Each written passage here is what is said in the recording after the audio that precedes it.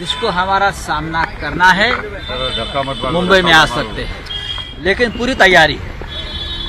आप आइए, अब हमारा चैलेंज, आप आइए। रास्ते की लड़ाई रास्ते पर सड़क पर हो सकती है, हो जाएगी। अब तक शिवसैनिक सड़क पर नहीं उतरे हैं, चाहे कितने भी लोगों को आप खरीद लो। जिस शिवसेना को आप पिछले 3 दिनों से बैकफुट पर देख रहे थे, वो उद्धव ठाकरे वाली शिवसेना अब सीधे फ्रंट फुट पर आ गई है। एक तरफ महाराष्ट्र के मुख्यमंत्री उद्धव ठाकरे अपने बागी विधायकों को चेतावनी दे रहे हैं, तो वहीं दूसरी तरफ शिवसेना के सांसद संजय राउत अपने बागी विधायकों को मुंबई आने की चुनौती दे रहे हैं।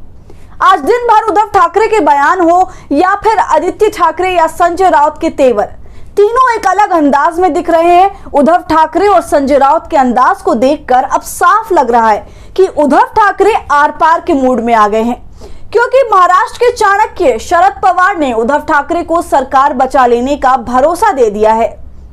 नमस्कार, आदाब, आप देख रहे हैं खबर अड्डा और आपके साथ मैं हूं सुम्बुलीरम। शिवसेना के बागी विधायकों की नींद अब उद्धव ठाकरे ने उड़ा दी है, क्योंकि जिस उद्धव ठाकरे का अंदाज पिछले 3 दिनों से नरम था, अब पूरी तरह से बदल गया है। और जैसे ही उद्धव ठाकरे ने अपना अंदाज बदला कि उनके बेटे आदित्य ठाकरे और संजय राउत का भी अंदाज बदल गया।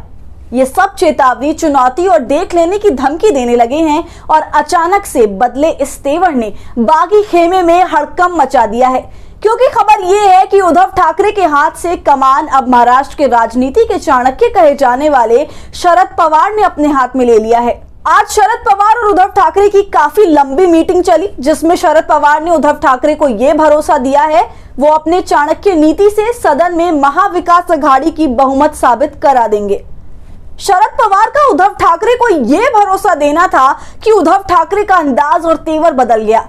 आज उद्धव ठाकरे ने साफ कहा है कि गुवाहाटी में बैठे विधायकों और भाजपा के नेताओं, कान खोलकर सुन लो, हमने सीएम आवास छोड़ा है, लड़ाई नहीं छोड़ी है, बल्कि असली लड़ाई तो अब लड़ी जाएगी।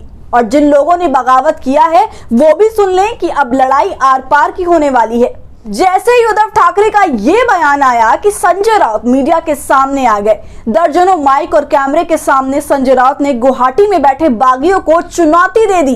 कहा, हिम्मत है तो मुंबई आकर दिखाओ।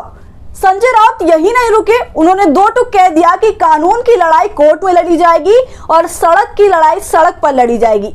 और हमारे कार्यकर्ता अभी सड़कों पर नहीं उतरे हैं, जिस वक्त उतर गए फिर देख लेना। सुनिए शिवसेना के सांसद संजय राउत को। जिसको हमारा सामना करना है मुंबई में आ सकते हैं, लेकिन पूरी तैयारी है। आप आइए, अब हमारा चैलेंज, आप आइए। रास्ते की लड़ाई रास्ते पर सड़क पर हो सकती है, हो जाएगी।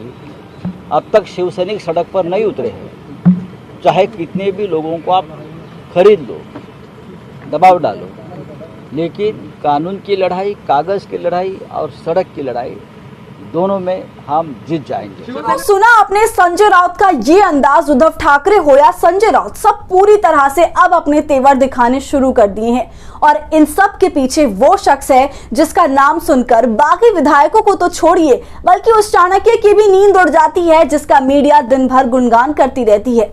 और वो शख्स है शरद पवार।